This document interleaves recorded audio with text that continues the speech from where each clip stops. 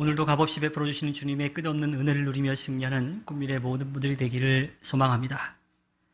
이스라엘 민족은 살아계신 주님을 믿고 의지하는 게 아니라 자기들의 필요를 채워주는 대상으로 여겼지요. 그렇게 주님을 이용하려고 했고요. 그 제사를 집례하는 제사장들도 그것이 그냥 일거리였고 또 자신의 몫을 챙기는 그런 수단에 불과했습니다. 그리고 언약궤를 마치 부적처럼 여겨서 블레셋과의 전쟁에서 이기기 위해 들고 나갔다가요. 언약궤도 빼앗겨버리고 블레셋에게 참패하고 말았습니다. 비록 엘리 집안의 잘못으로 인해서 주님을 인정하지 않고 스스로 왕이 되려고 했던 그 사사시대에 막을 내리게 하시고요. 새로운 시대를 맞아서 주님을 다시 바라볼 수 있는 기회를 주십니다. 블레셋 사람들은요, 에베네셀에서 이 언약궤를 빼앗아서 아스돗이라고 하는 곳으로 가져갔어요. 그리고 다곤 신전으로 가져가가지고요, 그 다곤 신상 옆에 세워놨습니다. 당시의 전쟁은 민족과 민족 간의 전쟁이긴 하지만 그들이 섬기고 있는 신들의 전쟁이라고 생각했어요. 그래서 어느 신이 더 강한가 힘이 있는가에 따라서 민족이 이기거나 진다라고 그렇게 여겼던 거죠. 블레셋은 이스라엘 민족을 이겼어요. 그러니까 이 다곤이, 그들이 믿고 있는 다곤이 이 여호와를 이겼다, 야훼를 이겼다라고 하는 그러한 마음으로 그 다곤 신상 옆에 세워놨던 거죠. 그런데 밤사이에 무슨 일이 일어났을까요? 사무엘상 5장 3절부터 4절의 말씀을 보면 이렇게 전하고 있습니다. 그 다음 날 아스돗 사람들이 아침에 일찍 일어나서 보니 다곤이 주님의 궤 앞에 엎어져 땅바닥에 얼굴을 박고 있었다. 그들은 다곤을 들어서 세운 다음에 제자리에 다시 가져다 놓았다. 그 다음 날도 그들이 아침 일찍 일어나서 가보니 다곤이 또 주님의 궤 앞에 엎어져서 땅바닥에 얼굴을 박고 있었다. 다곤의 머리와 두 팔목이 부러져서 문지방 위에 뒹굴었고 다곤은 몸통만 남아 있었다. 블레셋은 이스라엘과의 전쟁에서 이겼다라고 생각하고서 언약궤를 자신들의 신상 옆에다가 세워놨는데, 전리품 마냥 그렇게 세워놨는데 아침에 가보니까 다곤 신상이 엎어져 있어요. 그래서 이거 왜 이렇게 됐지 하고서 다시 다곤 신상을 세워놓고 갔는데 다음 날 보니까 또 엎어져 있어요. 그리고 엎어져 있는 것뿐만 아니라 목도 부러져서 나뒹굴고 있고 손목도 부러져서 몸통만 남아있다라고 그렇게 이야기를 합니다. 이러한 모습은요, 당시에 민족 간의 전쟁에서 이긴 민족이 믿고 있는 그 신상, 진 민족의 신상을 벌할 때 우리가 이겼다라고 하는 것을 드러내기 위해서 했던 거예요. 그러니까 신과의 전쟁에서 이긴 신이 진 신을 그렇게 벌을 했던 거죠. 그렇게 응징했던 겁니다. 실제로 전쟁은 블레셋이 이겼는데 하나님은 다곤 그 우상을 이겼다라고 그렇게 보여주신 거지요. 주님은 아스돗 사람들을 악성 종양으로 벌하셨습니다. 그러니까 그렇게 자기네들 다곤 신상이 엎어졌고 목이 달려나가고 손목도 달려나간 걸 보고서 저 야훼라고 하는 이스라엘 민족이 믿는 신은 정말 살아있는 신인가 보다, 힘이 강한가 보다 라고 그렇게 근심하고 있는데, 걱정하고 있는데 거기에 악성 종양까지 생겨서 사람들이 죽어나가기 시작했어요. 그래서 겁을 먹었지요. 아스돗 사람들은 겁에 질려서 블레셋 통치자들에게 이렇게 상황이 벌어졌는데 어떻게 해야 되느냐라고 물었습니다. 그러자 블레셋 통치자들은요, 이 아스돗에 있는 언약궤를 가드로 옮깁니다. 근데 가드로 옮겼는데 이 가드에서도 마찬가지예요. 아스돗에서 일어난 일들이 그대로 일어나는 거죠. 악성 종양이 퍼져서 가드 사람들이 아파하고 죽기 시작했죠. 그래서 언약궤는 다시 에그론이라고 하는 곳으로 옮겨지게 됩니다. 자, 그런데 에그론 사람들 입장에서는 어떨까요? 지금 이 에베네셀에서 전쟁을 해가지고 블레셋이 이겨서 언약궤를 뺏어 왔지만 자신들이 믿고 따르는 그 신상이 다 부서져서 엎어져 있는 것을 들었어요. 또 이 아스돗과 또 가드에 있던 사람들, 그 언약궤가 가는 곳곳마다 사람들이 종양으로 아파하고 죽어나가는 것을 들었단 말이에요. 근데 자기네 동네로 이 에그론으로 가져오겠다라고 하니까 에그론 사람들이 걱정하면서 겁에 질려서 이야기를 합니다. 사무엘상 5장 11절에요. 그래서 그들은 또 사람들을 보내어 블레셋 통치자들을 모두 불러 모아놓고 이스라엘 신의 궤를 돌려보내어 그 있던 자리로 되돌아가게 하고 우리와 우리 백성이 죽지 않게 해주십시오 하고 요청하였다. 하나님이 거기에서 그들을 그렇게 무섭게 내리치셨기 때문에 온 성읍 사람들이 죽을 지경에 이르러 큰 혼란에 빠졌다. 자, 언약궤라고 하는 그 자체의 겁을 먹기도 했지만 이스라엘 민족과 비교되는 모습이 나타나고 있습니다. 이스라엘 민족은 주님의 언약궤를 부적처럼 여겼지만 그 언약궤가 있던 아스돗, 가드, 이 에그론 사람들은요, 주님을 두려워했던 거예요. 그러니까 살아있는 신이다라고, 우리가 믿고 의지하는, 우리를 지켜주는 신보다 더 강한 신이라고 하는 것을 알게 되었다라고 하는 겁니다. 그래서 자기들도 또 그렇게 계속 벌을 받을까봐, 다 죽을까봐 겁을 먹고 이걸 다시 돌려보내자라고 이야기를 하고 있어요. 그러니까 이스라엘 민족은 그걸 부족처럼 여겼는데 오히려 블레셋 사람들은 좀 두려운 마음이긴 했지만 하나님에 대해서 어느 정도 알게 되었다라고 하는 겁니다. 그래서 그 언약궤를 있던 곳으로 돌려보내자라고 하는 거죠. 사무엘상 6장 2절에 보면요, 블레셋 사람들이 제사장들과 점쟁이들을 불러놓고 물었다. 우리가 이스라엘 신의 궤를 어떻게 해야 좋겠습니까? 우리가 그것을 어떤 방법으로 제자리에 돌려보내야 하는지 알려주십시오. 왜냐하면 가는 곳곳마다 다 사람들이 악성종양으로 아파하다가 죽어가고 있으니까요. 그 사람들이 그 야훼라고 하는 신에 대해서 두려운 마음을 가지고 있으니까 다시 돌려보내려고 해요. 근데 돌려보내는 것도 그냥 갖다 주는 게 아니라 어떻게 돌려보내야 될지를 그들은 고민하고 있죠. 그러자 블레셋 제사장들과 또 이 점쟁이들이 이렇게 이야기를 합니다. 사무엘상 6장 3절에 이스라엘 신의 궤를 돌려보낼 때 그냥 보내서는 안 됩니다. 반드시 그 신에게 속건 제물을 바쳐야 합니다. 그러면 병도 나을 것이고 그 신이 왜 여러분에게서 형벌을 거두지 않았는지도 알게 될 것입니다. 자, 이스라엘 민족은요, 주님의 제사를 어떻게 드려야 되는지에 대해서 그들에게 이제 알려주면서 그 제사장들이 어떤 역할을 해야 되는지 알려주셨어요. 그런데 이스라엘 민족 그 제사장들은 제 역할을 하지 못했죠. 자기들의 필요를 채워주는 대상으로 여겼고요. 자기 마음대로 하려고 하는 그런 마음들을 가지고 있고 부족처럼 여겼는데 상대적으로 블레셋 이 제사장들과 점쟁이들은요, 지금 자신들이 주님께 잘못한 것을 용서받을 수 있는 그 방법을 찾고 있는 거예요. 근데 이 블레셋의 제사장들과 점쟁이들은요,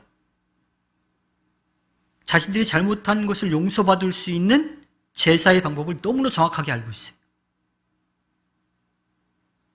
그것도 이스라엘 민족은 배웠음에도 가르침을 받았음에도 불구하고 하지 않는데 이방 민족인 블레셋 사람들이 그렇게 알고 있다고 하는 거예요.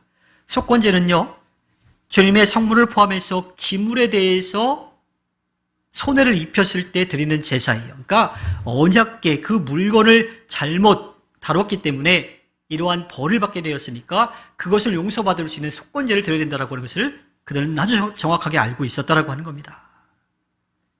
또한 블레셋 제사장들과 점쟁이들은요, 이스라엘 민족의 제사에 대해서만 알고 있는 게 아니에요. 사무엘상 6장 6절에 보면요, 왜 여러분은 이집트 백성과 이집트의 왕 바로처럼 고집을 부리려고 합니까? 이집트 사람이 이스라엘 사람을 가게 한 것은 주님께서 그들에게 온갖 재앙을 내리신 뒤가 아니었습니까? 출애굽하게 된 그 과정들을 다 알고 있었어요. 이집트 땅에 내려진 10가지 재앙에 대해서 다 알고 있었어요. 그리고 이집트 왕이 어떻게 이스라엘 민족을 보내게 되었는지도 알고 있었다라고 하는 겁니다. 출애굽 때 이스라엘의 역사에 대해서도 아주 잘 알고 있어요. 사무엘서의 기자는요, 이 이스라엘 민족이지만 주님에 대한 믿음과 순종이 없는 것과 또 블레셋 사람이지만 주님에 대해서 알아서 이스라엘 민족에게 주님이 해주신 일들도 아주 잘 알고 있다는 것을 비교하면서 이야기를 하고 있어요. 그래서 무엇을 이야기하고 싶어요? 이스라엘 민족이 그렇게 주님이 잘 말씀해 주시고 가르쳐 주시고 몇 번이고 알려주셨음에도 불구하고 그들은 계속 주님을 등지고 나갔는데, 그걸 알려주지도 않은 이방 민족들, 이스라엘 민족의 입장에서는 이방 민족들로 다 알고 있었다라고 하는 것을 이야기하고 싶은 거예요. 그러니까 이스라엘 민족의 잘못도 이야기하지만 주님이 이 세상의 모든 것들을 이끌어가고 계신다라고 하는 것도 분명하게 전하고 있지요. 그래서 이스라엘 민족의 불신앙과 불순종에 대해서 고발하고 주님의 능력에 대해서도 전하고 있습니다. 블레셋 사람들은 주님이 이스라엘 민족에게 가르쳐 주신 제사의 방법을 따라가지고요, 언약궤를 다시 잘 돌려보내려고 그렇게 하는데, 블레셋에서 이제 이스라엘 민족이 있는 곳으로 왔을 때 문제가 발생을 합니다. 이 레위인이 있는 벳세메스로 언약궤가 옮겨집니다. 자, 언약궤가 다시 돌아올 때 얼마나 기뻤겠어요. 주님이 다시 오셨구나, 주님이 다시 우리를 지키고 돌봐주시는구나 라고 하는 그러한 찬양과 감사와 기쁨의 고백이 있어야 되는데, 그들은 여전히 온전한 믿음의 모습이 아니라 그냥 흉내만, 겉으로만 그런 척하는 그 모습을 보입니다. 사무엘상 6장 14절에 보면요, 그렇게 수레의 암소가 수레를 끌고 오는데, 수레는 벳세메스 사람 여호수아의 밭에 와서 멈추었는데 그곳에는 큰 바위가 있었다. 그들은 나무 수레를 쪼개어 장작으로 삼고 그 소들을 번제물로 살라서 주님께 바쳤다. 자, 블레셋 사람들이 저 소에다가 언약궤를 짊어지게 하고서 보냈을 때 저게 정말 이스라엘 사람들 쪽으로 가는지 아닌지를 가지고서 언약궤의 능력에 대해서 한번 평가해 보려고, 자신들이 그렇게 정말 벌받는 건지 한번 확인해 보려고 했어요. 근데 그 수레가 이스라엘 민족이 있는 벳세메스로 갔죠. 그리고 여호수아라고 하는 이 사람 밭에 와서 멈췄어요. 근데 그 보낸 소가 암소였어요. 젖을 물리고 있는 암소가 끌고 왔는데,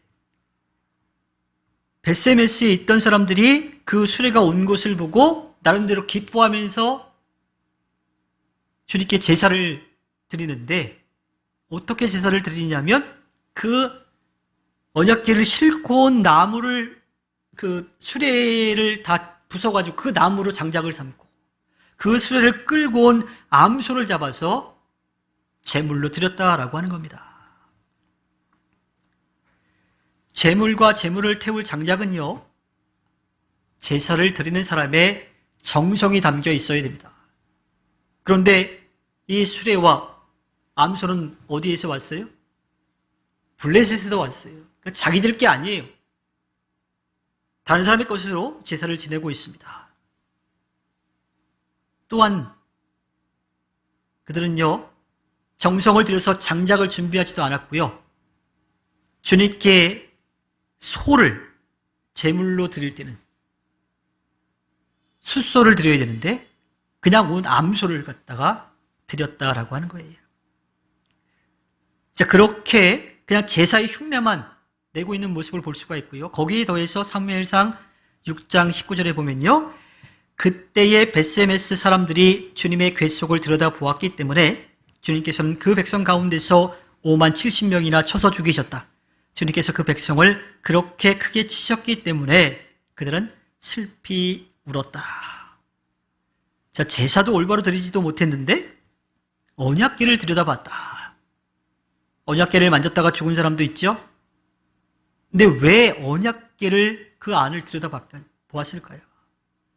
블레셋 사람들이 이 언약궤를 돌려보낼 때 거기에 이 악성 종양과 쥐 모양의 금덩이를 같이 보냈어요. 그러니까 밖에 그런 것들이 있으니까 그 값진, 그 중요한 언약궤 안에는 더 좋은 것들이 많이 들어있을 거라고 하는 그런 마음이 아마 들었겠지요. 그래서 그 안에 뭐가 있나 하고 들여다보게 되었던 겁니다. 이것은 단순히 언약궤를 만진 그 부분만이 아니라 눈에 보이는 자기들의 배를 채울 것에 욕심을 내는 그 모습 가운데 주님이 그들을 아주 크게 치셨던 것을 알 수가 있습니다. 자, 그렇게 되고 난 다음에 사무엘상 6장 20절과 21절에 보면요, 베세메스 사람들이 말하였다. 이렇게 거룩하신 주 하나님을 누가 감히 모실 수 있겠는가? 이 궤를 어디로 보내어 우리에게서 떠나가게 할까? 그들은 기랏 여아림 주민들에게 전령들을 보내어 블레셋 사람들이 주님의 궤를 돌려보냈으니 내려와서 가지고 가라고 하였다. 그 자리에서 자신들이 회개했어야 되는데 그렇지 않았어요. 이들도 마찬가지로 그냥 부정하게 자기들에게 해를 끼치는 그러한 것으로 여겨서 빨리 다른 곳으로 보내고 싶은 그런 마음이었던 거죠. 그래서 언약궤가 다시 간 곳이 기랏 여아림이라고 하는 곳입니다. 사무엘상 7장 1절과 2절에 보면요, 기럇 여아림 사람들이 와서 주님의 궤를 옮겨 언덕 위에 있는 아비나답의 집에 들여놓고 그의 아들 엘리야사를 거룩히 구별해 세워서 주님의 궤를 지키게 하였다. 궤가 기럇 여아림에 머문 날로부터 약 20해 동안 세월이 지났다. 이 기간에 이스라엘의 온 족속은 주님을 사모하였다. 다행히도 기럇 여아림 사람들은요, 베세메스 사람들과 달리 언약궤를 잘 모셨다라고 하는 표현이 맞을까요? 그렇게 받아들인 거죠. 언약궤를 빼앗기고 그 언약궤가 계속 왔다 갔다 돌아다니던 그 과정 가운데 기럇 여아림까지 이제 왔어요. 자, 이렇게 왔다 갔다 하는 그 과정이 또 그 원인이 엘리 가문의 잘못된 모습 때문에 나타나게 된 거지만요, 블레셋 사람들을 통하여서 또한 기럇 여아림 사람들을 통하여서 잘못되어 있는 이스라엘의 신앙을 바로잡을 수 있는 기회를 또 주고 계십니다. 사무엘상 7장 3절과 4절에 사무엘이 이스라엘 온 족속에게 말하였다. 여러분이 온전한 마음으로 주님께 돌아오려거든 이방의 신들과 아스타롯 여신상들을 없애버리고 주님께만 마음을 두고 그분만을 섬기십시오. 그러면 주님께서 여러분을 블레셋 사람의 손에서 건져주실 것입니다. 이 말을 듣고 이스라엘 자손이 바알과 아스타롯 신상들을 없애버리고 주님만을 섬겼다.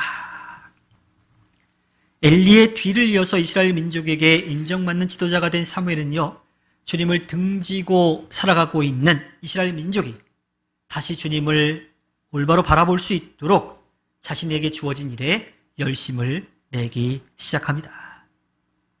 자, 그렇게 사무엘이 올바로 가르치고 또한 언약궤를 빼앗겼다가 다시 언약궤가 왔다 갔다 하다가 돌아온 그 과정들 가운데에 이스라엘 민족은요, 우상을 버리고 주님을 온전히 믿어서 의지하고 따르기로 합니다.